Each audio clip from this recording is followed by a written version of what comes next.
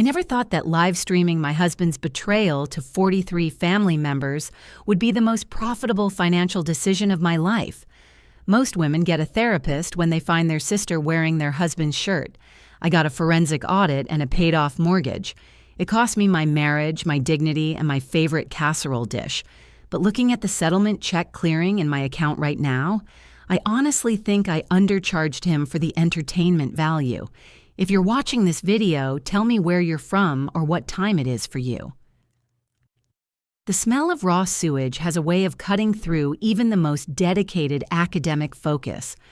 I was in the middle of explaining the nuances of the Great Depression to a room full of glazed-over juniors when the intercom crackled to life, followed immediately by the unmistakable scent of a plumbing catastrophe wafting down the hallway. Principal Henderson's voice sounded tight, the way it always did when he was trying to spin a disaster into a minor inconvenience. He announced that due to a structural integrity issue in the B-wing bathrooms, which was administrator code for a pipe bursting and flooding the locker rooms with unmentionable fluids, school was dismissing at 1 o'clock. My first thought wasn't relief. It wasn't joy. It was a calculated assessment of my gas tank and my bladder. I looked at the clock on the wall. The second hand ticked loudly, mocking me. 1:05. I had hours of grading to do, a stack of essays on the Industrial Revolution that were currently sitting on my desk like a paper tombstone, and a husband who wasn't expecting me home until 6.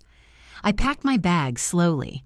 The students were already stampeding out the door, fueled by the unexpected freedom and the biological imperative to get away from the smell. I sat in my chair for a moment, just breathing. The silence in the classroom was heavy. I felt a headache pushing behind my eyes, that familiar pressure that had been my constant companion for the last 6 months. I should go home, I thought. I should go home, take a shower, maybe surprise Barrett. But then my brain did that thing it always does. The overthinking engine kicked into gear. If I went home early, I would disrupt his deep work flow. Barrett was currently in the ideation phase of his 3rd startup attempt this year, a vague consulting firm that seemingly required him to stare at his phone for 6 hours a day and yell at me if I vacuumed too loudly. I didn't want to walk into that. I didn't want to see him sitting on the couch, surrounded by empty energy drink cans, looking up at me with that mix of annoyance and martyrdom. "I'm building our empire, Tatum," he would say, his voice dripping with that patronizing sweetness he used whenever I asked about the mortgage. "You just need to be patient." So I wouldn't go home, not yet. My eyes landed on the tote bag in the corner. Inside was the Le Creuset Dutch oven my sister, Elodie, had loaned me 2 weeks ago. She had texted me 3 times yesterday asking for it back. "I'm hosting a dinner party," she had written, followed by a sparkle emoji. "Need my baby back." Elodie lived 20 minutes away in a subdivision that smelled like fresh mulch and old money. Dropping off the pot would kill an hour. It would make me the good sister. It would delay the inevitable moment where I had to go home and pretend to be supportive of Barrett's invisible career. I stood up, grabbing the heavy orange pot. It felt like an anchor. I didn't know it then, but I was carrying the prop for the opening scene of my own life's demolition. The Florida heat in October is a personal insult. It's not just hot. It's a wet, suffocating blanket that wraps around you the second you step outside. I wrestled the Dutch oven into the passenger seat of my 10-year-old Corolla, strapping it in with the seatbelt because that pot cost more than my first car. I turned the key, and the engine sputtered before catching. A warning light flickered on the dashboard. Tire pressure? Oil? I didn't have the mental bandwidth to check. I just turned up the air conditioning, which smelled faintly of mildew, and pulled out of the faculty lot. As I merged onto the highway, the silence of the car let the thoughts creep in. Barrett had been different lately. Not bad, necessarily. Just different. He was taking more showers. That was the first thing I'd noticed. Barrett was a man who used to brag about his natural musk and believed deodorant was a conspiracy by Big Pharma. Now he was showering twice a day. He smelled like sandalwood and expensive soap. I gripped the steering wheel. My knuckles were white. Why was I thinking about this now? He's just taking care of himself, I whispered to the empty car. He's trying to be professional for the new business. But was he? I replayed our conversation from Tuesday night. I had come home late from a faculty meeting, exhausted, my feet throbbing. Barrett had been in the bathroom, door locked. I heard water running, but not the shower. The sink. He was in there for 40 minutes. When he came out, his phone was in his pocket, screen facing his thigh. He had smiled at me, a tight, practiced smile. "Just grooming, babe," he'd said. "Gotta look the part of a CEO." CEO of what? The LLC hadn't even been filed yet. I had checked the state registry. I checked it every week. I told myself it was because I was helpful, because I was the organized one. But deep down, in the pit of my stomach where the anxiety lived, I knew I was checking because I didn't trust him. I switched lanes, cutting off a minivan. The driver honked, but I barely heard it. And the gym bag. He had started taking his gym bag with him everywhere, even to meetings at coffee shops. "I might hit the weights after," he had explained. But when I did his laundry last week, his gym clothes were clean, folded even. He hadn't worn them. My heart started to beat a little faster, a rhythmic thud against my ribs. "Stop it, Tatum. You're being paranoid. You're being like your mother." Elodie would tell me I was being toxic. That was Elodie's favorite word lately. "You're projecting your insecurities onto him, Tatum," she had said over brunch last Sunday, sipping her mimosa while I picked at a dry piece of toast. "Barrett is a visionary. You need to vibrate at his frequency." Vibrate at his frequency. I wanted to scream. I was vibrating with anxiety while I paid the electric bill he forgot about. I turned onto the exit for Elodie's neighborhood, forcing my breathing to slow down. In, 2, 3, 4. Out, 2, 3, 4. I was just dropping off a pot. I was going to see my sister. We would have iced tea. She would critique my outfit. I would go home. Everything was fine. Elodie lived in The Oaks, a gated community where the gates were purely decorative and the homeowners association fees could feed a small country. The houses were all variations of the same beige box, but with different columns to trick you into thinking they were unique. I navigated the winding streets, passing perfectly manicured lawns and mailboxes that looked like tiny Greek temples. I hated this place. It felt sterilized. It felt like a place where people smiled with their teeth, but never their eyes. I turned the corner onto Willow Creek Drive. Elodie's house was the third on the left. And there it was. Parked in the driveway, taking up 2 spots because of course it was, sat the Black Knight. That was what Barrett called his SUV. It was a terrifyingly large black vehicle that we couldn't afford, leased under his name but paid for from our joint account. I slammed on the brakes, my seatbelt locked against my chest, knocking the wind out of me. My car idled in the middle of the street. I stared at the SUV. What was he doing here?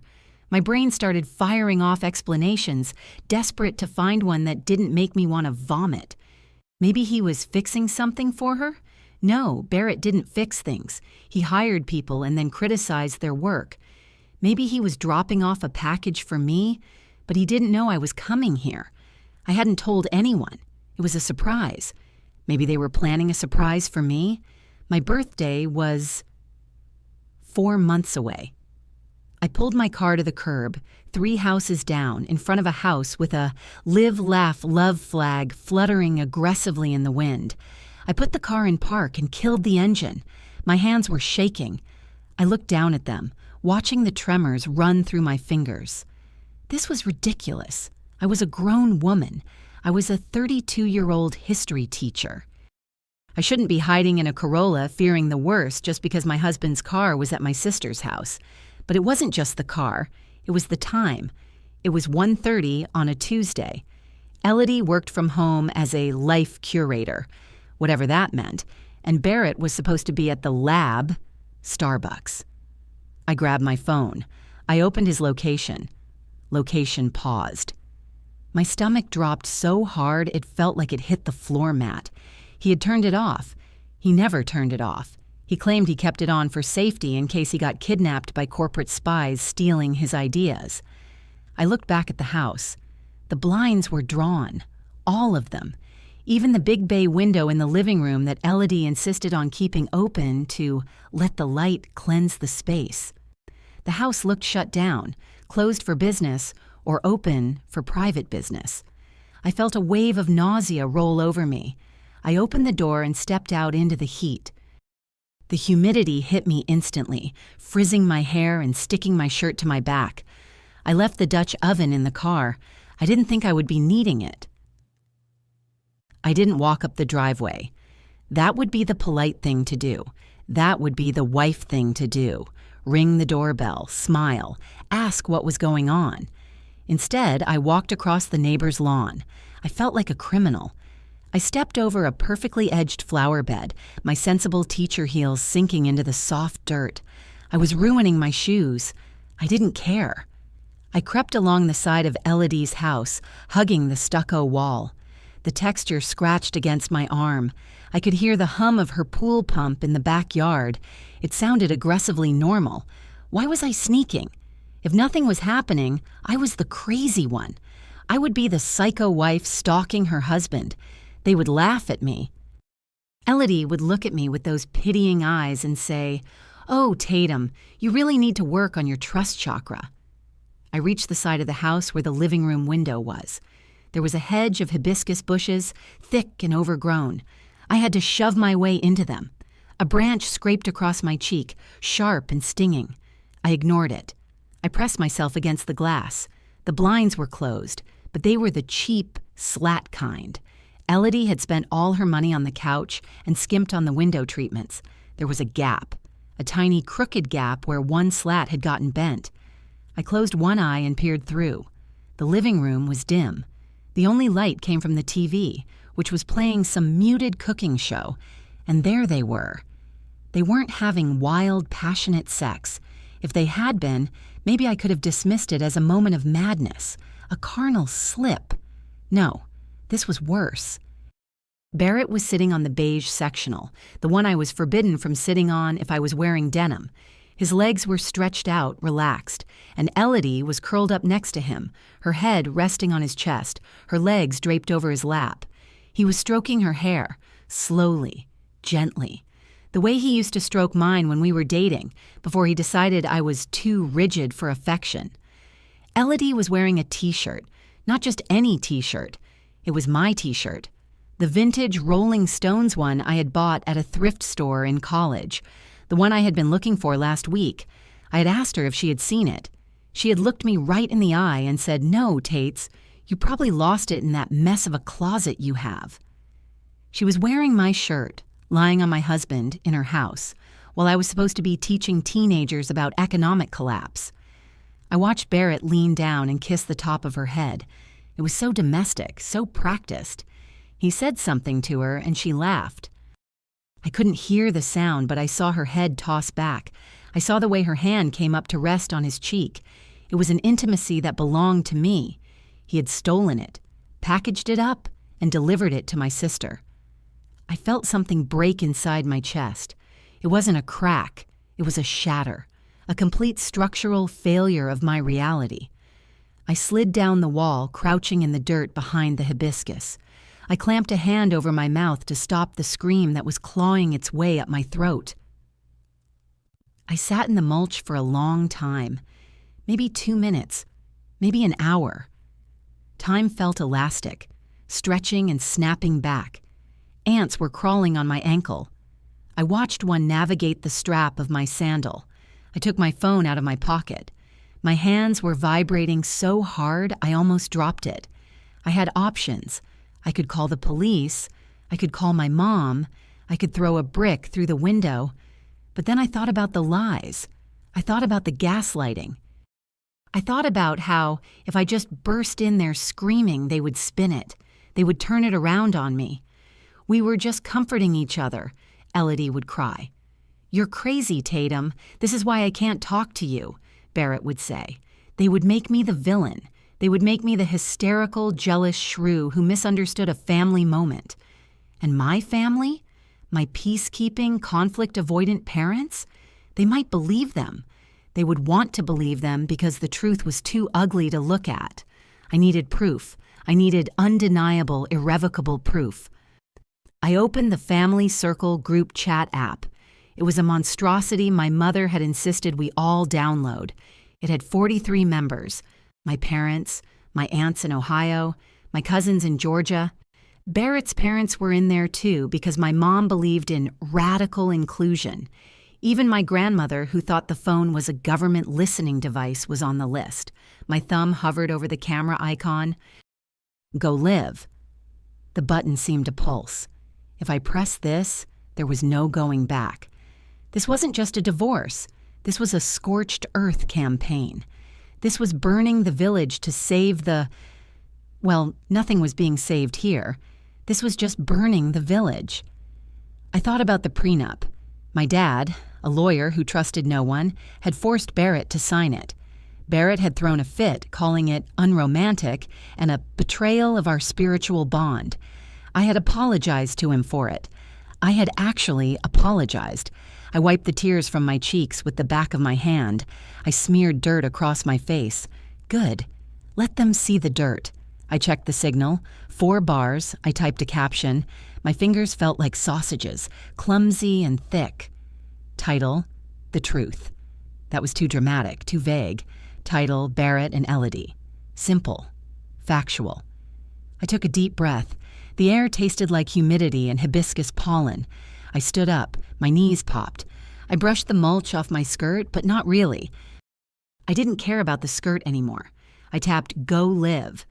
The screen swirled for a second, then stabilized. The little red Live indicator appeared in the corner. 0 viewers. I waited. 1 viewer. My cousin Brenda, who lived on her phone. 3 viewers. 10 viewers. It was happening. The notifications would be pinging on 43 phones right now. Tatum is live. I didn't say anything to the camera. I just turned it around, facing outward, away from my tear-streaked face. I held the phone up like a shield. I walked toward the front door. I didn't need a key. Elodie never locked her door during the day because she believed in manifesting safety. I tested the handle. It turned smoothly, silently. I pushed the door open. The air conditioning inside was frigid. It hit my sweat-dampened skin like a physical slap. The house smelled of lavender and deception. I walked through the foyer. My heels clicked on the tile now. Click, click, click, like a countdown. I turned the corner into the living room. The phone was held high. I was steady. My body was shaking, but my arm was rock solid. They hadn't moved. They were still on the couch, frozen in that tableau of domestic bliss. Barrett's hand was still in her hair. "Hello," I said. My voice sounded strange, calm, detached, like I was ordering a coffee. They jumped apart so fast it was almost comical. It was like 2 magnets with the same polarity being forced together and then released. Barrett scrambled upright, knocking a throw pillow onto the floor. Elodie shrieked, a high, piercing sound, and yanked my Rolling Stones t-shirt down over her thighs, even though she was wearing leggings.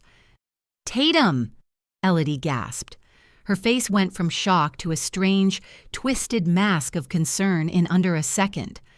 "Oh my God, you scared us! What are you doing here?" She didn't ask why I was filming. She didn't ask why I looked like I had crawled through a hedge. She went straight to the offense disguised as defense. "I'm just visiting," I said, panning the phone slowly. I caught the wine glass on the table. 2 glasses. I caught Barrett's shoes kicked off by the coffee table. "Say hi to the family, guys." Barrett stood up. He smoothed his hair, his eyes darting to the phone. "Tatum, put the phone down. You're acting crazy." "Am I?" I asked. I looked at the screen. The viewer count was at 22. Comments were starting to fly up the side. I saw a string of question marks from my mom. I saw a skull emoji from my teenage nephew. "Tatum, honey." Elodie said, standing up and reaching her hands out, palms up. The universal gesture for calm down, lunatic. This isn't what it looks like. Barrett was he was having a panic attack about work. He came over because he didn't want to worry you. We were just doing some grounding exercises. Grounding exercises, I repeated.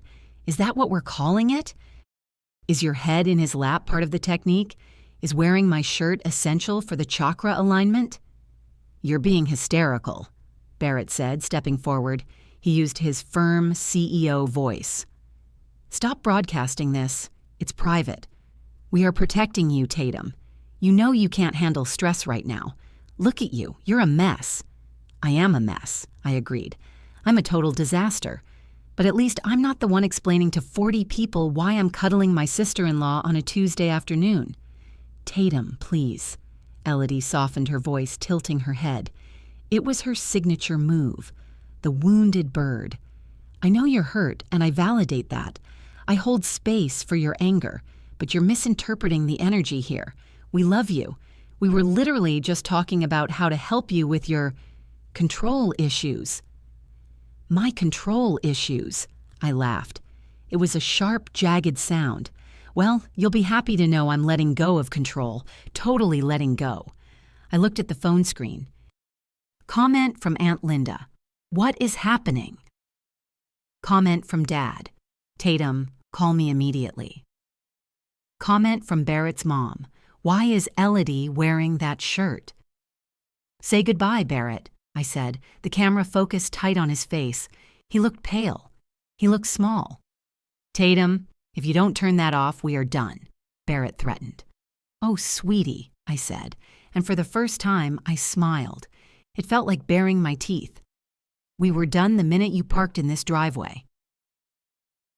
My finger hit the end live button, and the screen went black. The red recording light vanished, but the adrenaline didn't. It surged through me like a chemical spill, hot and toxic. I didn't wait for their reaction. I didn't wait for Barrett to come up with another synonym for misunderstanding, or for Elodie to offer me herbal tea to cleanse my aura. I turned on my heel, my sensible teacher shoes squeaking on the polished tile, and walked out. Tatum, wait! Barrett's voice boomed behind me. It wasn't the soft CEO visionary voice anymore. It was the voice he used when the internet went down, panicked and demanding. I didn't stop. I walked faster. My brain was screaming at me to run, but my legs felt heavy, like I was wading through molasses. I reached the front door. I grabbed the handle. For a split second, I thought it might be locked. I thought I might be trapped in this beige hellscape with them forever. But the latch clicked. The door swung open. The heat outside hit me again, a physical wall of humidity that felt like walking into a mouth. I stumbled down the steps. I could hear footsteps behind me, heavy ones. Barrett. Tatum, you can't just drive off, he yelled from the doorway. You're not in a state to operate a vehicle. Think about your safety. He was doing it again. Even now, as I fled the scene of his infidelity, he was framing his control as concern. Think about your safety. As if he hadn't just detonated my entire life. As if the most dangerous thing in my world wasn't him. I reached my car. I clawed at my purse for the keys. My fingers were numb, useless sausages. I couldn't feel the metal.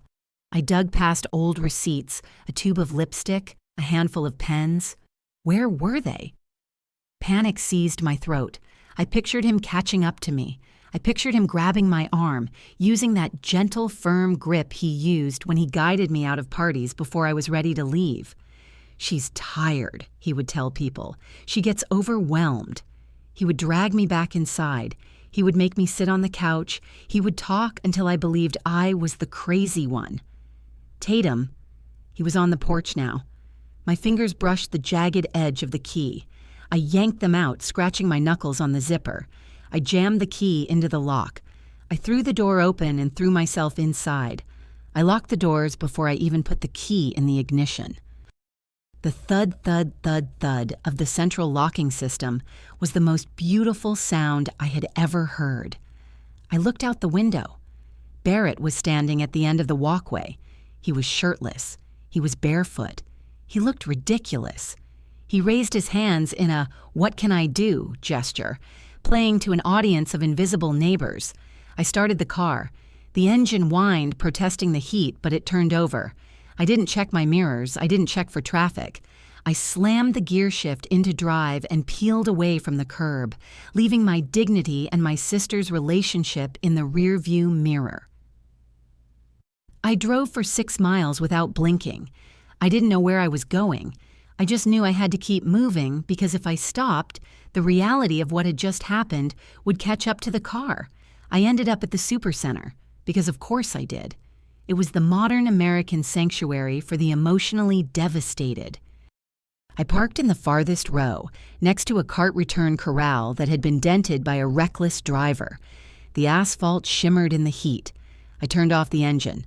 The silence rushed in, filling the car, pressing against my eardrums. And then I started to shake. It wasn't a little tremble.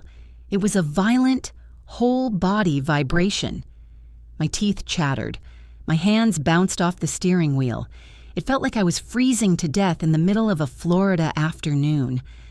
I leaned my head back against the headrest and stared at the fabric roof of the car. There was a stain there from a coffee explosion 2 years ago. Barrett had yelled at me for that.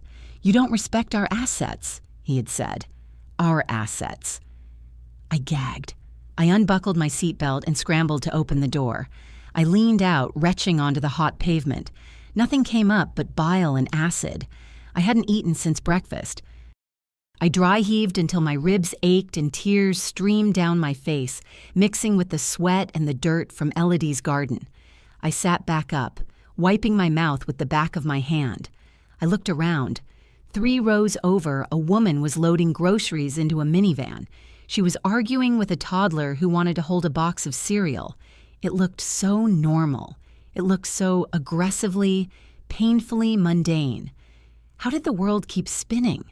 How were people buying cereal? Didn't they know the sky had just fallen? I wanted to roll down my window and scream at her. Don't you know your husband is probably lying to you? Don't you know your sister secretly hates you? Put the cereal down and run. But I didn't. I just sat there, shivering in the heat, watching a plastic bag drift across the parking lot like a tumbleweed. My phone, which I had thrown onto the passenger seat, buzzed. Then it buzzed again. Then it started a continuous, angry vibration against the leather. I looked at it. The screen was lit up with notifications, text messages, missed calls, Instagram DMs, missed call, Mom 3, missed call, Elodie 7, missed call, Barrett 12. And then a new name flashed across the screen. Incoming call, Dad. My father never called. He texted. He emailed. He sent certified letters, but he never called unless someone was dead or indicted. I stared at the screen. My hand hovered over it. I was terrified to answer. I was terrified he would tell me I had embarrassed the family, that I had gone too far, that I was liable for slander. But the phone kept ringing, relentless, like him. I picked it up. Hello? My voice was a croak. Are you safe? No greeting. No, hi, honey. Just the assessment of immediate physical security. That was Owen. I'm at the supercenter, I stammered. In the parking lot. Good. Public place, cameras everywhere. Stay in the car. I heard the rustle of paper in the background. He was already working. Did you record the live stream? I don't know. I think Facebook saves it automatically. Check. Make sure. Download it to your phone, then email it to yourself, then email it to me. Do it now. Dad, I whispered. I felt a fresh wave of tears welling up. Dad, she was wearing my shirt. I wanted him to say, "Oh, my poor baby." I wanted him to be a father. I saw, he said. His voice was flat, hard as granite. It was admissible evidence of an intimate relationship. You did good, Tatum. You secured proof before confrontation. That shows presence of mind. I don't feel like I have presence of mind, I said. I threw up in the parking lot. Adrenaline crash. Eat something with sugar. Listen to me very carefully. Are you listening? Yes. Do not speak to Barrett. Do not speak to Elodie. Do not answer their texts. Do not answer the door if they come to the house. The house, I repeated. I have to go home. Buster is there. Go home, lock the doors. Engage the alarm system. If Barrett tries to enter, tell him through the door that he is not welcome. If he has a key, put the chain on. If he forces his way in, call 911. Do you understand? He lives there, Dad. He's on the lease. He abandoned the marital home to cohabit with his mistress. We are establishing a precedent of separation. And Tatum? Yeah? Did you know about the withdrawals? My brain fog swirled. What withdrawals? We'll discuss it tomorrow. Be at my office at 8. Bring every financial document you can find in the house. Bank statements, tax returns, credit card offers, anything with a number on it. We are invoking Clause 12. Clause 12, I said, the words tasting like ash. The audit thing and the prenup?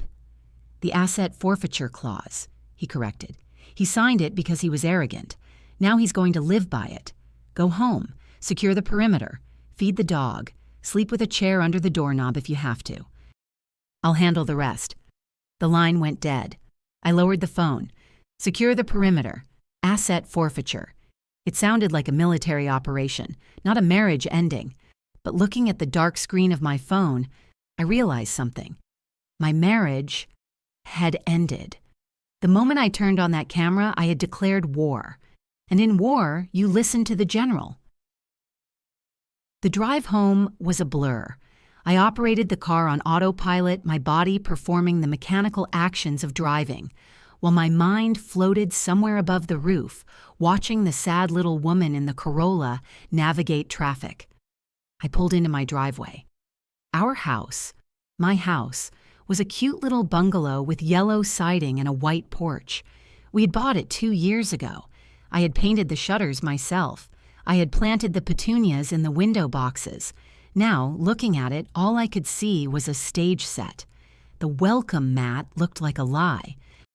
The wreath on the door, which changed seasonally, currently autumn leaves, looked pathetic.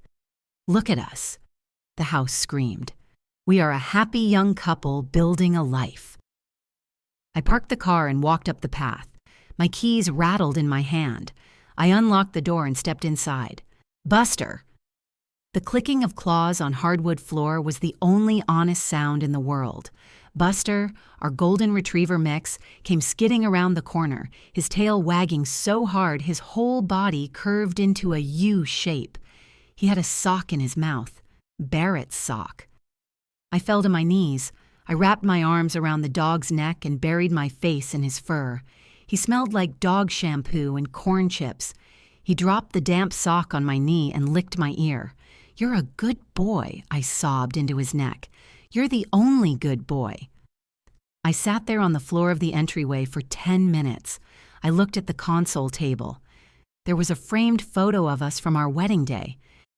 Barrett looked dashing in his suit, his man bun neatly styled. I looked radiant, looking up at him with total, blinding adoration. I stood up, walked over to the table, and turned the photo face down. The house was silent. Usually, silence was my luxury. It was the time I got to grade papers without Barrett asking me where his protein powder was or why the Wi-Fi was slow. Now, the silence felt heavy. It felt like the air before a thunderstorm. I went into the kitchen. Buster followed, his nails clicking a rhythm of, feed me, feed me, feed me. I opened the pantry. I scooped dry kibble into his bowl. The sound of the food hitting the ceramic was loud in the empty room. I looked at the fridge. It was covered in magnets, a shopping list, a save the date for a friend's wedding, a drawing my niece had made, and a sticky note in Barrett's handwriting, Manifest Abundance. I ripped the sticky note off the fridge. I crumpled it into a tiny, tight ball.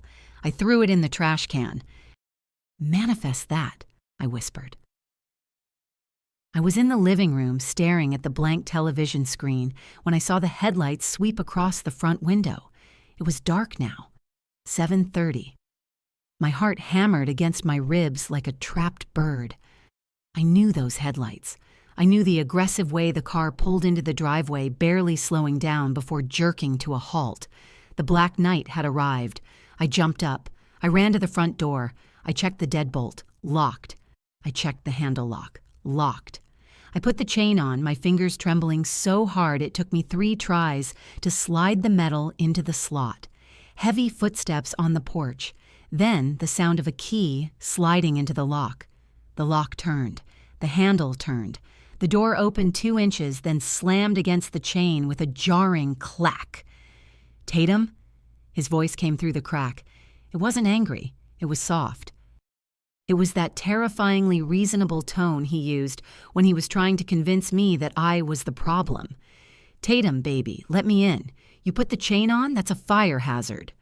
I backed away from the door, pressing my back against the hallway wall. "Go away, Barrett." "Tatum, I live here. My stuff is here. My dog is here. Open the door so we can talk like adults. You're spiraling. I can hear it in your voice. You're in a trauma response." "I am not in a trauma response," I yelled, my voice cracking. "I am in a, my husband is sleeping with my sister response." "See? You're catastrophizing. We weren't sleeping together today. You saw a moment of emotional intimacy, and your abandonment issues flared up. I forgive you for that. I really do. I know you didn't mean to broadcast that. It was a cry for help." I stared at the door. Through the crack, I could see a sliver of his face, one eye, a piece of his beard. He looked earnest. He looked like he believed every word coming out of his mouth. "I forgive you," he said again. "Just open the door, Tates. Let me come in. I'll make you a smoothie. We can do some breath work. We can process this together."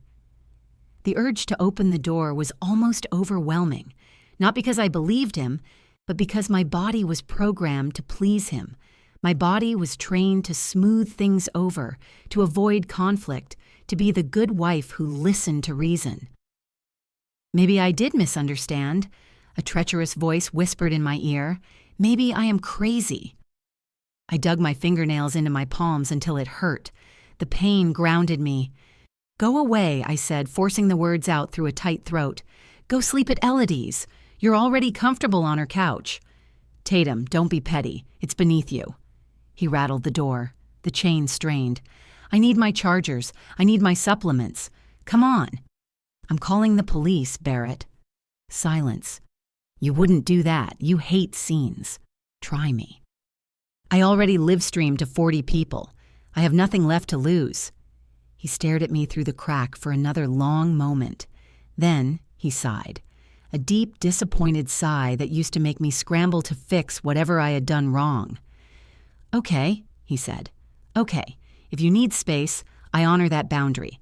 I'll give you tonight, but we are talking tomorrow. And Tatum, stay off social media. You're damaging your own brand." He pulled the door shut. I heard the key turn again, locking it from the outside. I stood there for 5 minutes, waiting. I heard the SUV start up. I heard it back out of the driveway. Only then did I slide down the wall and sit on the floor, hugging my knees to my chest. I couldn't stay in the living room. The windows felt like eyes. I turned off every light in the house, navigating by the glow of the street lamps filtering through the blinds. I went into the bedroom. Our bedroom. The bed was made. I had made it this morning, smoothing the duvet cover, arranging the pillows. It looked like a mockery. I went to the dresser. It was a heavy, solid oak piece that I had inherited from my grandmother. I put my shoulder against it and pushed. It groaned, scraping across the hardwood floor. I gritted my teeth and shoved harder, sweat popping out on my forehead. I slid it in front of the bedroom door. It wasn't a perfect barricade, but it would make noise if anyone tried to get in. I climbed into the bed, fully clothed. I pulled the duvet up to my chin. Buster jumped up beside me, sensing the distress. He curled into a tight ball against my stomach, a warm, living anchor in a sea of cold anxiety. I reached for my phone. I knew I shouldn't. I knew it was self-harm, but I couldn't stop myself. I opened the family circle chat. It was a war zone. "Aunt Linda, I am praying for everyone involved. Satan is working hard today. Cousin Brenda. Did anyone screen record before it cut? My Wi-Fi glitched. Barrett's mom. This is a misunderstanding. Tatum is obviously unwell. She has always been emotionally fragile. We need to support her mental health, not judge Barrett. My mom. Diane, if you say one more word about my daughter, I will drive to Pompano and personally remove your tongue. Uncle Sal.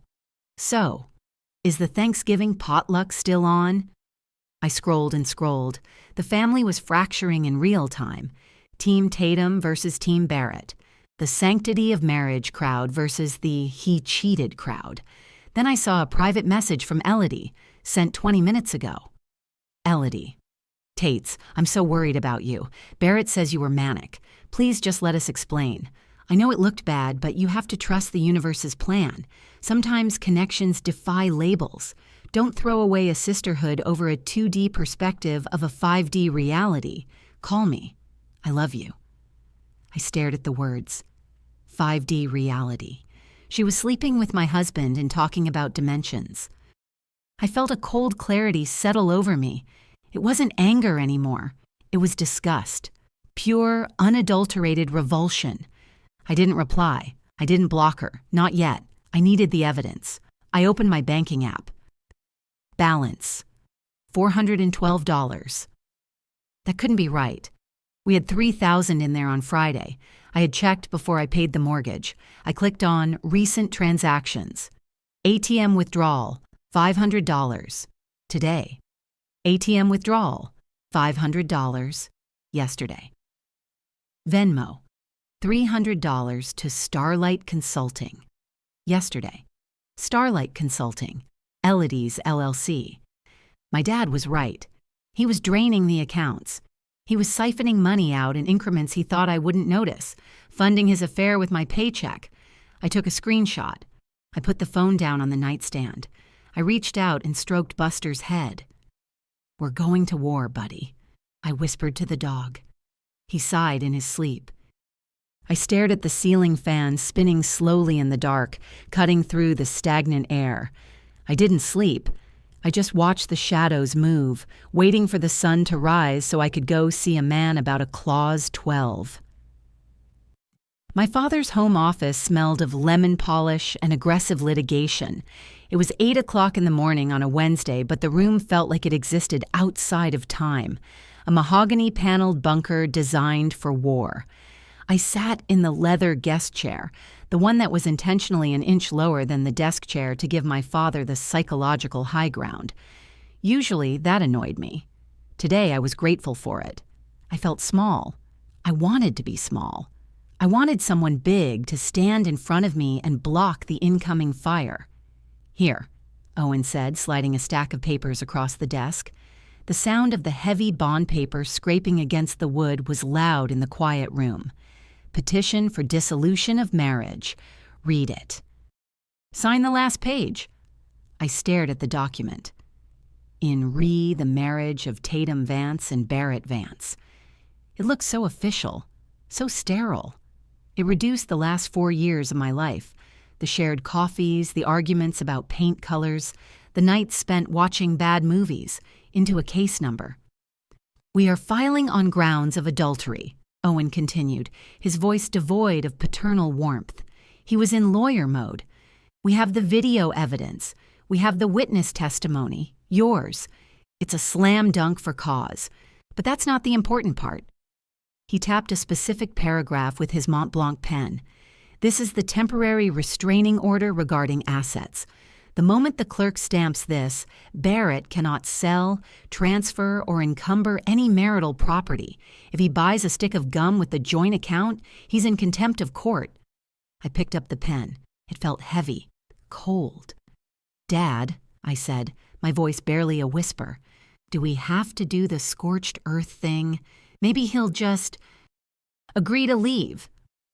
Owen looked at me over his reading glasses. It was a look of profound pity mixed with frustration. Tatum, He's already drained $1,800 in small increments. He is funneling money to your sister's shell company. He is not going to agree to anything. He is preparing for a siege. You are just catching up." My stomach turned over. $1,800. That was the emergency fund. That was the new transmission for the Corolla I hadn't bought yet. "Sign it," Owen commanded. "Don't think of it as hurting him. Think of it as stopping the bleeding." I looked at the signature line. My hand shook as I brought the pen down.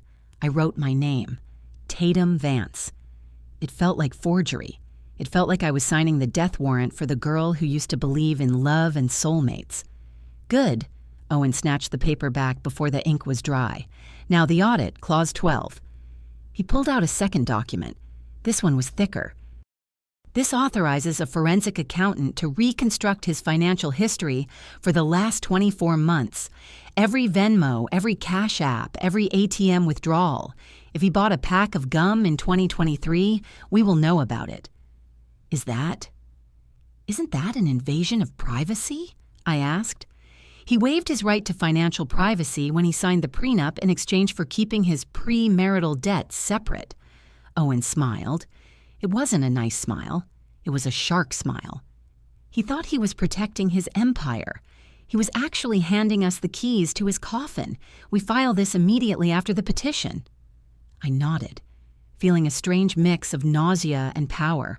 I was unleashing a monster, but the monster was on my side. The bank was brightly lit and smelled of stale carpet and hand sanitizer. I stood at the teller window, clutching my purse like it contained nuclear secrets. "I need to freeze the account," I said to the woman behind the glass. Her name tag said Brenda. She looked tired. "The joint checking ends in 412. Brenda typed slowly on her keyboard. Click, click, click. The sound grated on my nerves. I looked over my shoulder. A man in a blue work shirt was standing in line behind me. Was he looking at me? Did he know? "I'm sorry, Mrs. Vance," Brenda said, her voice monotone. "I can't freeze a joint account with only one party's authorization. Both account holders have to be present to close or restrict access." "But he's stealing the money," I said, leaning in, my voice rising. "He's taking out $500 a day. Look at the history." Brenda looked at the screen. She frowned. "I see the withdrawals, but they are authorized. His name is on the account." "He's cheating on me." The words burst out of me before I could stop them. "He's leaving the state. He's spending it on my sister." The man behind me shuffled his feet. Brenda blinked. Her expression didn't change from boredom to sympathy. It shifted to annoyance. I was becoming a problem customer. "Ma'am, unless you have a court order, I cannot stop Mr. Vance from accessing his funds. It's the law." "His funds?" I laughed, a shrill, jagged sound. "It's my paycheck. He doesn't have a job. He's a visionary. Do you know what that pays? $0. "I can let you withdraw the remaining balance," Brenda offered, looking at the security guard who was now drifting closer. "Would you like to do that?" "Yes," I breathed. "Yes, give me everything." "The balance is $112. I stared at her. "Yesterday it was $400. "There was a withdrawal this morning," she said. 7:15 a.m., ATM on Main Street, $300. He had beaten me. He had woken up early, probably while I was driving to my dad's office, and hit the machine again. He left me $100. Enough for a tank of gas and maybe a bottle of cheap wine. "Give it to me," I whispered. "In ones. I don't care." I took the cash. It felt dirty in my hands. I walked out of the bank, past the security guard who was eyeing me suspiciously, and into the blinding sunlight. I had never felt so powerless in my life. The system wasn't designed for justice. It was designed for paperwork. And while I was filing forms, Barrett was pressing buttons at an ATM. I was sitting in my car in the bank parking lot trying to decide if I should cry or scream when my phone vibrated. It was a text from Sarah, the biology teacher at my school. We weren't close. We were lunch break complaining friends, but she never texted me during school hours. Sarah, hey Tates, I know you're out today, but heads up, the kids have the video. My blood ran cold. Me, what video? Sarah, the live stream. Someone screen recorded it. It's on the Coral Springs community page and TikTok. One of the juniors was watching it in my second period. I opened the Facebook app. My hands were trembling so hard I dropped the phone into the cup holder. I fished it out, cursing. I went to the Coral Springs Buzz group. There it was, top post, posted by anonymous member, which was definitely my cousin Oilia. Caption, local drama at the Oaks. Teacher catches husband with sister. The video was auto-playing. I saw my own face, tear-streaked and frantic. I heard my voice, shrill and breaking. Say goodbye, Barrett. I scrolled to the comments. Comment 1, yikes, that's Mr. Vance from the gym. Always knew he was sketchy. Comment 2, wait, isn't that the sister who posts about mindfulness? LMAO. Comment 3, the wife looks crazy though. Why is she filming? Just leave. Comment 4, team wife, burn him. I felt exposed, flayed. This wasn't just my family anymore. This was my students, my principal, the lady who checked out my groceries. I looked up through the windshield. A woman was walking her dog past my car. She looked at me. I ducked. I literally ducked below the dashboard. I was a 32-year-old woman hiding on the floor of a Honda Civic because the internet was laughing at my trauma. Panic clawed at my throat. I couldn't go back to school.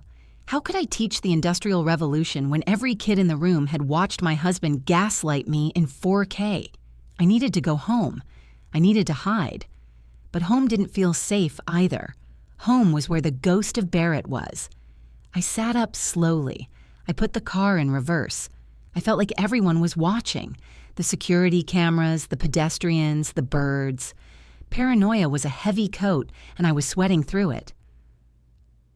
I pulled into a park about 3 miles from my house. It was deserted, just a swing set baking in the sun and a few ducks paddling in a murky pond. My phone dinged again. Not a text, a voice note from Elodie. I stared at the little audio waveform. It was long. 2 minutes and 14 seconds. I shouldn't listen to it. Dad said no contact. Dad said secure the perimeter. But the curiosity was a physical itch. I needed to know how she justified it. I needed to know the narrative she was spinning. I pressed play. Tates. Her voice was soft, breathless, the voice she used when she was recording her morning manifestation stories. I know you're hurting right now, and I honor that pain. I really do. I gripped the steering wheel. Honor that pain. I wanted to throw the phone into the pond. But I need you to understand, she continued, Barrett and we didn't plan this. It wasn't about hurting you, it was about energy. We realized that our souls were vibrating at a similar frequency. We were trying to deny it for months. For your sake, we were suffering in silence to protect you. I laughed out loud, a harsh, barking sound. Suffering in silence? While drinking my wine? While wearing my clothes? And yesterday, he was just having a breakdown. The pressure you put on him to succeed, Tatum, it's a lot. He feels like he can never be enough for you. He came to me for spiritual guidance. And connection happens. It's messy. But love is messy. The pressure I put on him. The gaslighting was breathtaking. It was art. She was twisting the knife and calling it surgery. Please, she finished, her voice cracking, a perfectly timed theatrical crack. Don't let the lawyers get involved. Don't let Dad poison this. We can heal this as a family triad. Just call me. We can do a mediation circle. The message ended. I sat there, staring at the ducks. A mediation circle. A family triad. She didn't want forgiveness. She wanted permission. She wanted me to sign off on her betrayal so she wouldn't have to feel like the bad guy. She wanted to keep the boyfriend and the sister and the reputation. I felt a shift inside me. The sadness was evaporating, burned away by the heat of a cold, hard realization. My sister wasn't just a cheater, she was a narcissist. She was incapable of seeing me as a person. To her, I was just an obstacle to her happiness, a side character in the movie of Elodie's magical life. I didn't reply. I blocked her number. Blocking her felt better than screaming. It felt like closing a door on a drafty room. I got home at noon. I locked the door behind me, threw the keys on the table, and went straight to the laptop. Buster nudged my leg, whining. I ignored him. "Not now, buddy. Mom is hunting." I opened the browser. Dad said to find everything. I had the bank statements, but I knew there was more. Barrett always talked about leveraging credit to build wealth. I went to the login page for the major credit card issuer we used. Username, Barrett Vance. Password. I stared at the dots. The browser had saved an old password. I clicked Show. Vance Vision 2021. I clicked Login. Incorrect username or password. He had changed it. Of course he had. He had changed it when he started the affair. I tried to guess. Vance Vision 2025. Login failed. Barrett CEO. Login failed. Warning, one more failed attempt will lock this account. My hands hovered over the keyboard. Think, Tatum. Think like him. What does he care about? What is he obsessed with? Himself, his gym, his brand, and lately, Elodie. I typed slowly. Starlight.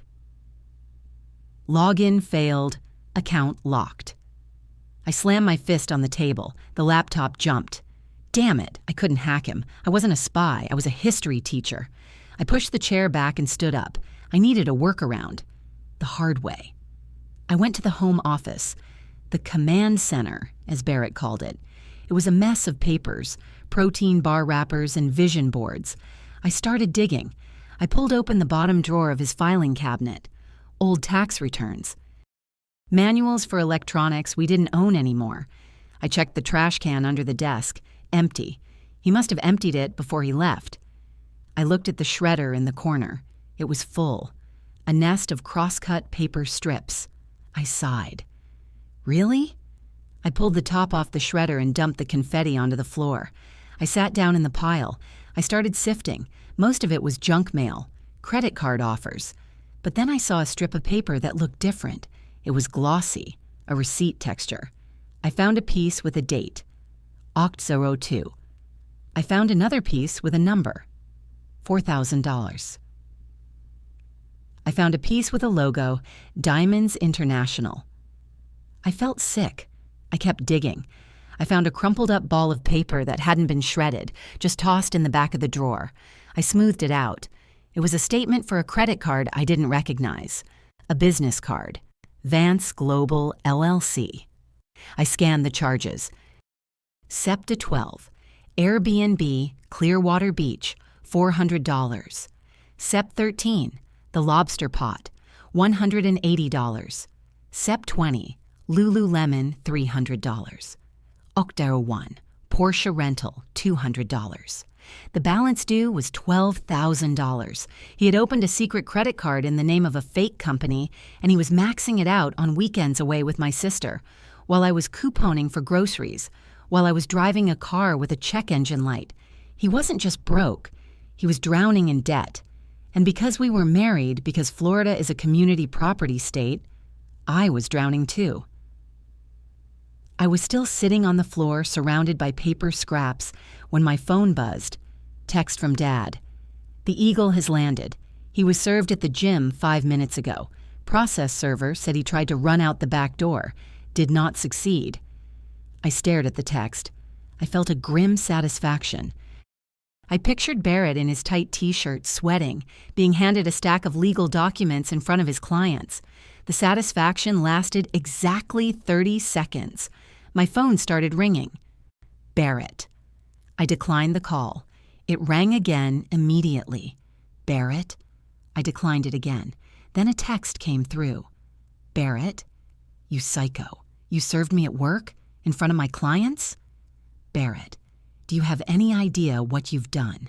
You ruined my reputation. Troy is asking questions. Barrett, I'm coming over. We are settling this now. Fear spiked in my chest. I'm coming over. I scrambled up from the floor. I ran to the front window. The street was empty, but for how long? I checked the front door. Locked. Chain on. I checked the back door. Locked. I checked the windows. My phone pinged again. Barrett. Don't ignore me, Tatum. I know you're there. You can't hide behind your daddy forever. I want my dog and I want my clothes. He sounded unhinged. This wasn't the calm gaslighter anymore. This was a cornered animal. I typed a reply. My fingers were shaking, but I forced myself to be precise. Me. Do not come here. Dad filed a temporary restraining order with the petition. If you step on the property, I call the police. Read the papers. I hit send. I watched the 3 little dots appear. He was typing. Then they disappeared. Then they appeared again. Barrett, you'll regret this. I locked the screen. I walked into the kitchen and grabbed the biggest knife from the block. Not because I intended to use it, but because holding the heavy handle made me feel like I had a say in what happened next. I sat on a stool in the kitchen, watching the driveway, waiting for the black night to appear. I sat on the kitchen stool for 3 hours, the knife handle growing warm and slick in my palm. Every time a car drove past, my muscles seized. Every time the wind rattled the window pane, I flinched. Barrett never came. Instead, at 6:15, a courier arrived. He was a bored-looking teenager in a polo shirt who didn't know he was delivering a grenade. He handed me a thick, rigid envelope, asked for a signature, and left before I could even process the logo on the return address. Davenport and Associates. I locked the door again. I took the envelope to the kitchen table. I opened it with shaking fingers. It wasn't an apology. It wasn't a request for his clothes. It was a cease and desist order. I read the legal jargon, my breath catching in my throat. Defamation of character. Libelous broadcast. Irreparable harm to professional reputation. The letter stated that my live stream had caused significant financial distress to Barrett's brand, and that if I didn't issue a public retraction and apology within 24 hours, he would sue me for damages. Damages, I whispered, the word feeling heavy on my tongue. I read the next paragraph. Mr. Vance wishes to resolve this matter privately to protect Mrs. Vance from the public embarrassment of a protracted legal battle regarding her mental instability. There it was, the toxic benevolence in legal font. He wasn't suing me because he was angry. He was suing me because he wanted to protect me from my own instability. He was framing my discovery of his affair as a mental health crisis that he graciously wanted to keep quiet. If I admitted I was a liar, panic, cold and sharp, pierced through my earlier resolve. I thought about the house. I thought about my teacher's pension. I thought about the savings account that currently had enough money for a large pizza and nothing else. If he sued me, if he claimed I ruined his business, could he take what little I had left? I dropped the letter. I felt small. I felt like I had played a card I didn't understand, and now the casino was coming to break my legs. Oh, Dad, he's gonna sue me for millions. I was pacing the length of my living room, phone pressed to my ear. It was 7 o'clock. The sun was setting, casting long, menacing shadows across the floor. Read me the letter again, Owen said. His voice was infuriatingly calm. He sounded like he was ordering lunch. I read him the part about defamation per se and the demand for a retraction. He says I ruined his reputation, Dad. He says he's losing clients because of the video. He wants damages for future earnings potential. Owen started laughing. It was a dry, dusty sound. Oh, that is rich. That is absolutely rich. Why are you laughing? I'm about to lose the house. Tatum, listen to me. To win a defamation suit, truth is an absolute defense. Did you film him? Yes. Was he with your sister? Yes. Did he admit to it on camera? Yes. Then it's not defamation, it's news. But here is the beautiful part. To prove damages to his business, he has to open his books. He has to prove what his business was worth before the video and what it's worth after. I stopped pacing. So he just invited us to audit his entire life. If he claims he lost $1 million in potential earnings, he has to prove he had $1 million in potential earnings, which we know he didn't. He has a stack of maxed out credit cards and a fake LLC. He's bluffing? He's flailing, Owen corrected. He's trying to scare you into silence because he knows the financial audit is coming. He thinks if he threatens you with a big, scary lawsuit, you'll drop the Clause 12 demand just to make it go away. It's a bully tactic. It's working, I admitted, sinking onto the couch. I'm scared. Don't be. This letter is a gift. Bring it tomorrow. We will attach it to our motion for discovery. We'll argue that since he put his finances at issue by claiming damages, we need an even deeper audit. He just handed us a warrant to search his underwear drawer. I took a deep breath. My father was turning the weapon around in Barrett's hand. Okay, I said. Okay, I won't retract. Good girl. Now, get some sleep. Tomorrow is paperwork day. And Tatum, don't answer the door for couriers anymore. The next morning, the discovery arrived, but not in the way I expected. Barrett's lawyer, likely realizing the bluff hadn't worked, had sent over a good faith production of documents to avoid a subpoena. It was a data dump. 3 bankers' boxes were dropped off at my father's office. They were filled with paper. Unsorted, unorganized, chaotic paper. There were receipts from 2019 mixed with tax returns from 2021. There were coffee-stained napkins with business ideas scribbled on them. He's burying us, Owen said, looking at the boxes with distaste. This is a classic tactic. Overwhelm the opposition with garbage so they miss the smoking gun. I'll go through it, I said. It will take you days. I have days. I'm on personal leave. And frankly, I don't have anything else to do except wait for my husband to sue me. I sat on the floor of the conference room. I had a highlighter, a notepad, and a cup of black coffee. I started with box 1. It was mostly legitimate gym expenses, equipment maintenance, rent, insurance, boring, numbing. I read every line. My eyes burned. My back ached. Transaction, $7 Smoothie King. Transaction, $12 Uber. Transaction, $50 Facebook ads. It was the mundanity of evil. Here was the paper trail of a man who was pretending to be a tycoon while spending $10 a day on caffeine, but as I moved to box 2, the internal monologue of doubt started to creep back in. Maybe I'm wrong, the voice whispered. Maybe he really is just bad with money. Maybe the affair was just an affair. Maybe there is no secret hoard. I picked up a folder labeled Vendor Contracts. Inside were invoices, poorly formatted, obviously made in Word. Invoice 101, Social Media Consulting, $1,200.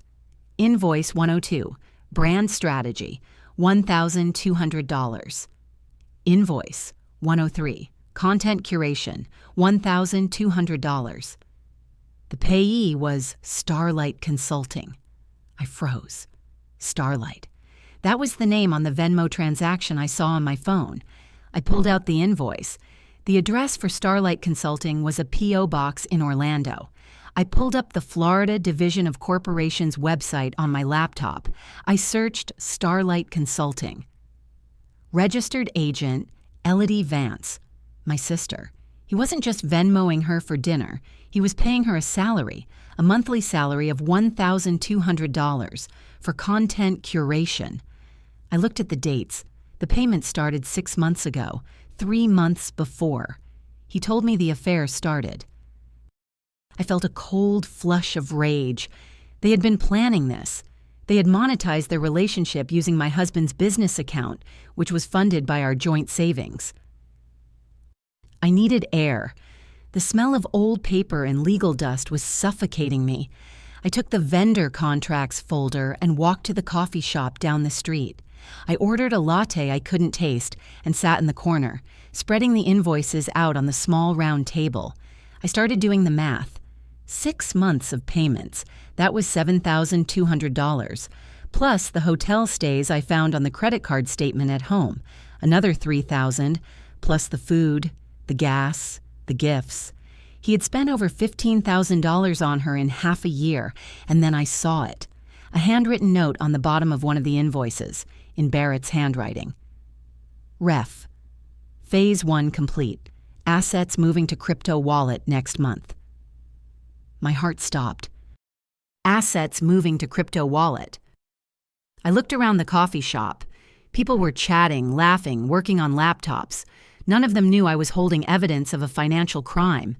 He wasn't just spending money, he was hiding it.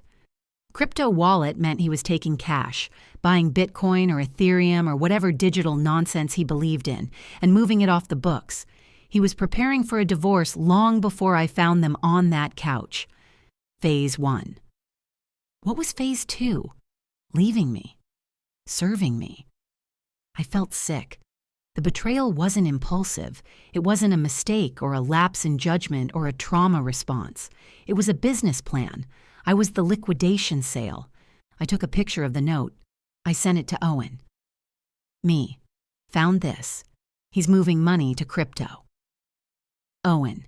Good catch. That's Clause 12 gold. Bring it back. We need to subpoena his Coinbase account. I gathered the papers. My hands were shaking again, but not from fear this time, from adrenaline. I wasn't the victim anymore. I was the investigator, and Barrett was sloppy. I was back at my house that evening, staring at the wall when my mother arrived. Angela didn't knock. She had a key, and she used it with the authority of a woman who had birthed me. She breezed in carrying a Tupperware container that smelled of garlic and oregano, her signature picadillo, and a look of grim determination. "Eat," she said, slamming the container onto the table. "You look like a ghost." "I'm not hungry, Mom." "I didn't ask if you were hungry. I said eat." She sat down opposite me. She didn't offer a hug. She offered intel. That was her love language. "I went to the post office today," she said casually, as if she were discussing the weather. "Guess who I saw?" "Elodie." "Your sister. She was picking up a package from Amazon, probably more crystals to fix her broken soul." My mother crossed herself, a quick, habitual gesture. She didn't see me. "I was in the disguised car." "The disguised car?" "Your father's old truck.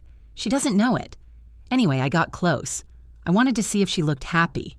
She didn't. She looked tired. Good." My mother paused. She leaned in. But I saw her hand. The left one. My stomach tightened. And? She was wearing a ring. A big one. Not that costume trash she usually wears. This was real. A cushion cut. Maybe 2 carats. On her ring finger. "Maybe she bought it for herself," I said, my voice hollow. "To manifest abundance." "No," Angela shook her head. She was twisting it, like she was nervous, like she wasn't supposed to be wearing it yet. And Tate's? It looked familiar. Familiar how? It looked exactly like the one Barrett showed me on his phone 6 months ago, when he told me he was thinking of upgrading your wedding set for your anniversary. The room spun. "He showed you a ring?" "He said he wanted to surprise you. He asked my opinion on the cut. I told him you liked round, but he insisted on cushion. He said it was modern. I thought he was being a thoughtful husband." Her eyes flashed with a terrifying fury. "He bought the ring he showed me, but he gave it to her." I ran to the home office. I grabbed the folder of shredded paper scraps I had taped together like a demented puzzle. I found the piece with the logo. Diamonds International. I found the piece with the price. $4,000. But the date was missing. I hadn't found the date strip. "Mom!" I yelled. "Come here." She stood in the doorway. I pointed to the scrap. "Is this the jeweler?" She squinted. "Yes, that's the brand. He showed me the website." I dove back into the box of unshredded trash. the Discovery dump box I had brought home against my father's advice because I couldn't stop looking. I tore through the papers. I was looking for a credit card statement I hadn't analyzed yet. The Vance Global card. I found it. Found September statement. There it was. Sep 28, Diamonds International, Fort Lauderdale. $3,850. September 28th. That was 3 weeks ago. He hadn't just bought her a ring. He had bought it while he was still sleeping in my bed, while I was cooking him dinner, while we were watching Netflix. He proposed, I whispered. The realization hit me with the force of a physical blow. Mom, he proposed to her before he left me. He was securing the branch before he let go of the tree, my mother said, her voice dripping with acid. He used the business card, I said, pointing at the statement. He used the company money, which is marital money. Clause 12, my mother said. She knew the prenup as well as I did. He bought an engagement ring for his mistress with my money, I said, the sentence forming a perfect, horrific circle in my mind. And the mistress is my sister. I looked at the statement. I looked at the receipt scrap. This wasn't just infidelity. This was financial fraud. This was theft. And more importantly, for the court case, this was intent. He couldn't claim it was a mistake or a moment of passion. You don't buy a $4,000 ring by mistake. You plan it. I picked up the phone. I called Owen. Dad, I said, we have him. We have the ring. Do you have the receipt? I have the statement, and Mom saw it on her finger today. That's it, Owen said. I could hear the smile in his voice. That is the nail in the coffin. We file the motion for full asset forfeiture tomorrow morning. He bought an engagement ring with marital funds. The judge is going to crucify him. I hung up. I looked at my mother. She looked at me. We are going to destroy him, she said. Yes, I said. And for the first time in 3 days, I didn't feel like crying. I felt like burning something down. Yes, we are. I woke up Friday morning ready to fight a legal war, but life decided I needed a medical emergency first. At 4 a.m., Buster started making that sound, that specific rhythmic heaving sound that every dog owner knows is the prelude to disaster. I scrambled out of bed, tripping over the barricade of my own dresser, but I was too late. Buster vomited on the rug. Then he collapsed. He didn't get up. He just lay there, panting, his gums pale, his golden tail thumping weakly against the floor. Buster, I whispered. Panic, sharp and immediate, replaced the legal adrenaline. Buddy? I touched his nose. It was hot and dry. I forgot about Barrett. I forgot about Clause 12. I threw on sweatpants and scooped up my 70-pound dog like he was a featherweight. I carried him to the car, my back screaming in protest, and sped to the emergency vet. The waiting room was a purgatory of fluorescent lights and crying pet owners. I sat on a hard plastic chair holding Buster's paw while a vet tech named Sarah asked me questions I couldn't answer. Has he eaten anything unusual? Is he under stress? His parents are getting divorced and his dad is a sociopath. I wanted to scream. Is that a medical diagnosis? Instead, I said, there's been a lot of shouting at home. He's sensitive. The bill came out an hour later. They needed to run blood work, do an x-ray, and start fluids. Estimate, $1,800. I stared at the number. It was the exact amount Barrett had stolen from the emergency fund. The irony felt like a cosmic punch to the gut.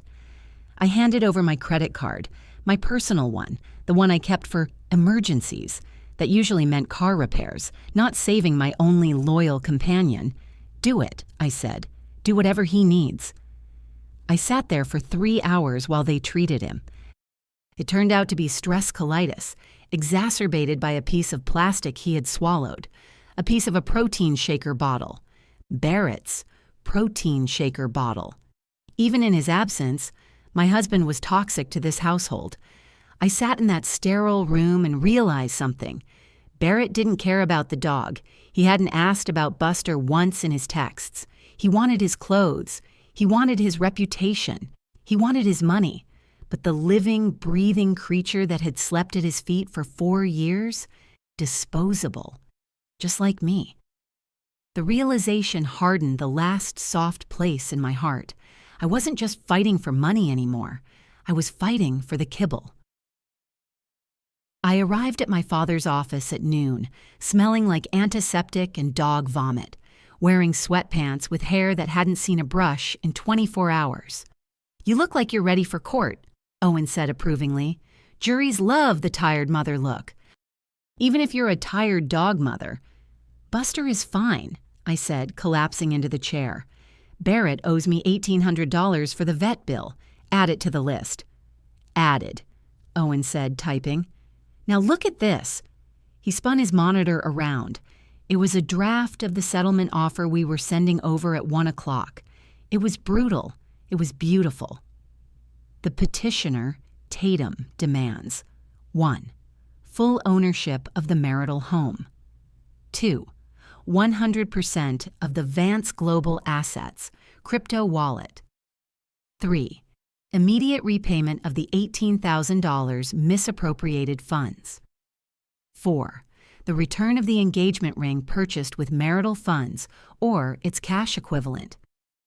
5. Sole custody of the canine buster. In exchange, Mrs. Vance agrees not to pursue criminal charges for fraud and embezzlement regarding the falsified business expenses. "Criminal charges?" I asked. "Can we really do that?" "He used a business credit card to buy personal jewelry and pay his mistress a salary," Owen said, leaning back. "That is tax fraud. That is piercing the corporate veil. If the IRS found out he was writing off an engagement ring as a business expense, he would be in prison. We are offering him a lifeline. He gives you everything, and we don't call the IRS." "It's blackmail," I whispered. "It's leverage," Owen corrected, "and it's the only language narcissists understand. We aren't appealing to his conscience, Tatum. We are appealing to his self-preservation." "Send it," I said. "We aren't just sending it. We are presenting it." His lawyer called. They want a 4-way meeting, today, at 3 o'clock. "I have to see him?" "You don't have to say a word. You just have to sit there and look like you know where the bodies are buried. Can you do that?" I thought about Buster on the vet table. I thought about Elodie wearing that ring. "I can do that," I said. "I can definitely do that." The conference room was freezing. Why are legal battles always fought in temperatures suitable for meat storage? I sat next to Owen. Across the table sat Barrett and his lawyer, a man named Mr. Henderson, who wore a suit that was slightly too shiny and smelled of stale tobacco. Barrett looked good. That was the most infuriating part. He was wearing his serious businessman outfit, a crisp button-down, no tie, sleeves rolled up to show off his forearms. He looked tanned, rested. He didn't look like a man whose life was imploding. He looked at me with that familiar, pitying smile. "Hi, Tates," he said softly. "You look tired. Are you taking your iron supplements?" I didn't answer. I just stared at the bridge of his nose. "Don't engage," Owen had said.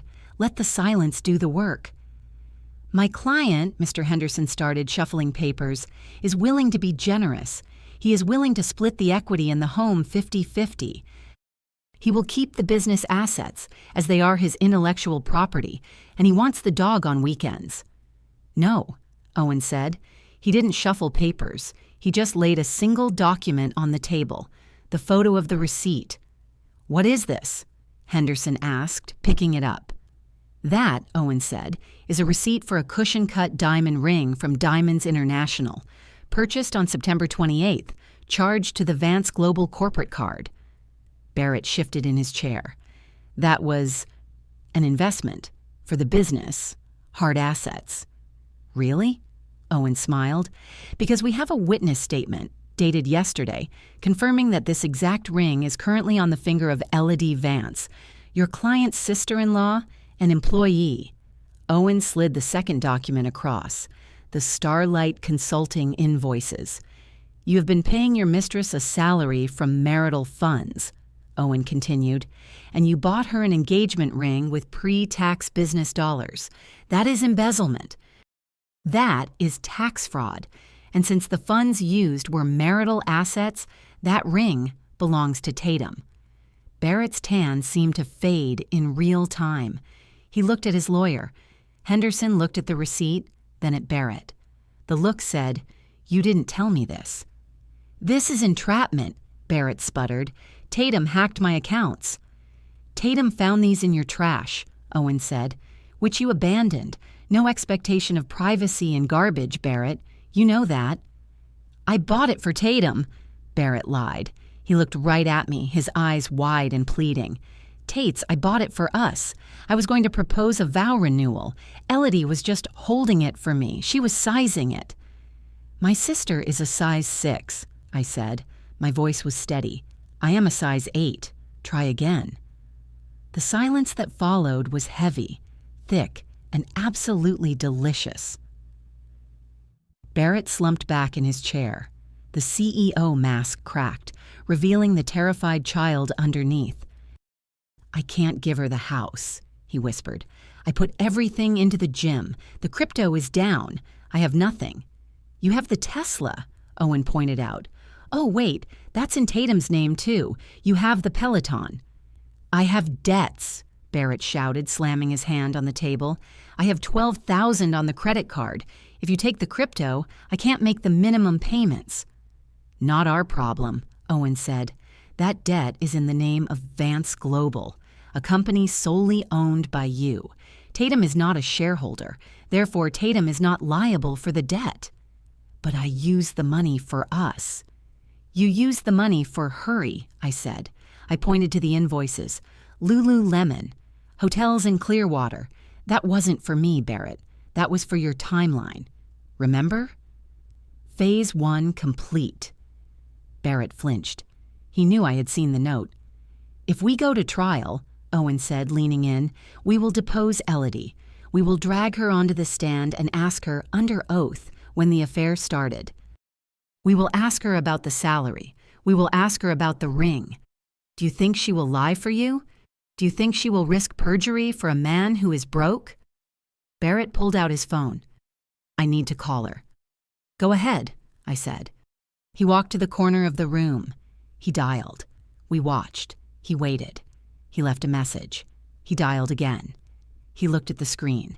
She blocked me. I almost laughed. Of course she did. Elodie sensed the shift in the wind. If Barrett was losing, Elodie was gone. She didn't date losers. She dated potential. Barrett turned back to the table. He looked small. He looked defeated. "Where do I sign?" he asked. The signing took 20 minutes. It was a flurry of papers, notary stamps, and aggressive pen strokes. Quit claim. Deed. Transferring all interest in the property to Tatum Vance. Asset transfer agreement. Surrendering the crypto wallet key.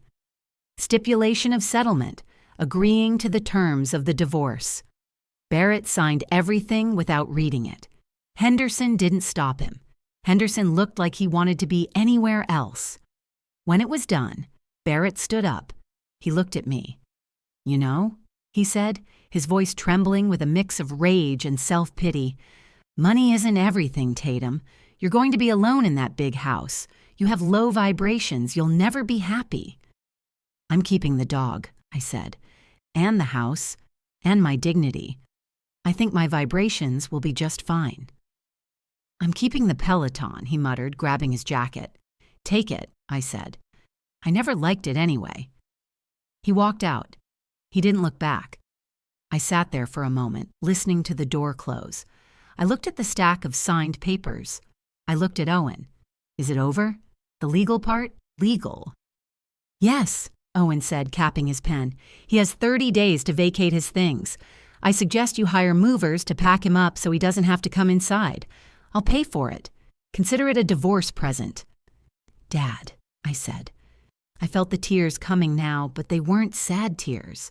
They were relief tears. "Thank you for the paranoia, for the prenup, for everything."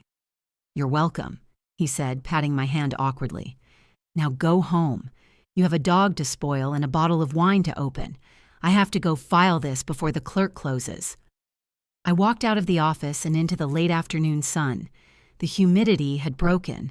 There was a breeze. It felt like the first breath of air I had taken in 4 years. I went home. The house was quiet, but it wasn't the scary quiet of Tuesday night.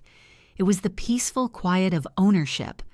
Buster was sleeping on the rug, his breathing steady. I sat down next to him and stroked his ears. I looked around the living room. The beige walls, the live laugh love decor that Elodie had convinced me was chic. The curtains Barrett had picked out because they looked executive. I hated all of it. I stood up. I went to the garage. I found a can of paint left over from when we painted the guest room. Stormy blue. I opened the can. I found a roller. I didn't tape the edges. I didn't put down a drop cloth.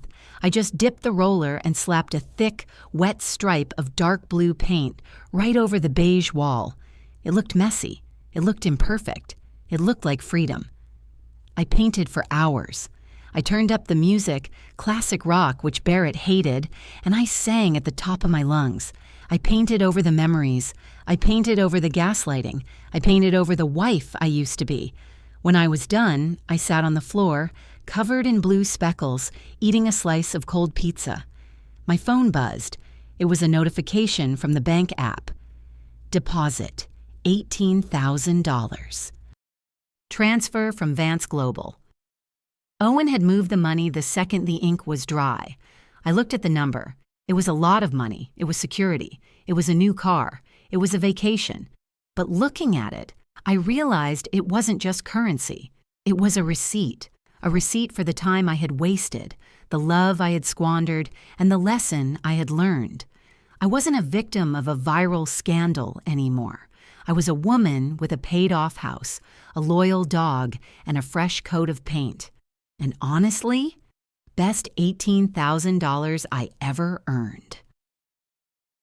The dust didn't just settle, it fossilized. Barrett is currently living in his parents' basement in Pompano Beach. I know this because his mother still texts me accidentally to complain about his protein powder usage. His gym empire collapsed about 2 weeks after the settlement when the landlord locked him out for unpaid rent. Turns out you can't pay commercial leases with vibes. He's now posting LinkedIn updates about being a fractional CFO for conscious entrepreneurs, which is code for unemployed. Elodie is Elodie. She launched a shadow work course to explain why she attracted a married man. She spun the whole affair into a journey of self-discovery. She never returned the ring, but since Barrett stopped making payments on the credit card, the debt collectors are now calling her. I gave them her number. It felt like the right thing to do. As for me, I sold the ring. The judge ruled that since it was bought with marital funds and never gifted to me, it was technically a loose asset. I got $2,000 for it at a pawn shop. I didn't want to negotiate. I just wanted it gone. I used the money to take myself to Italy. Just me. No husband, no sister, no group chat. I drank wine, I ate pasta, and I flirted with a tour guide named Luca who didn't know what a personal brand was. I'm back at school now. The kids still whisper, but the viral divorce teacher nickname has actually given me a weird sort of street cred. I leaned into it. When a junior tried to lie about why his homework was late, I just looked at him and said, "Do you really want to try to lie to me? I caught a forensic accountant in a lie. Try again." He turned the paper in the next day. I still have the house. It's blue now. All of it. Even the kitchen cabinets. It looks like a bruise healing, turning from dark to light. Ryan, the vet tech who treated Buster, asked me out for coffee last week. I said yes. We went to a place with terrible lighting and cheap mugs. He didn't check his phone once. He asked about the dog. He paid for my coffee. It's a start. I'm not manifesting abundance anymore. I'm just paying my bills, walking my dog, and living in a house where the only person I have to trust is myself. And let me tell you, my credit score has never been higher. If this story resonated with you, leave a like and consider subscribing. You can also drop any comment below, even just one word. Maybe tell me where you're watching from, or what time it is right now. Sometimes one word is enough to say you were here.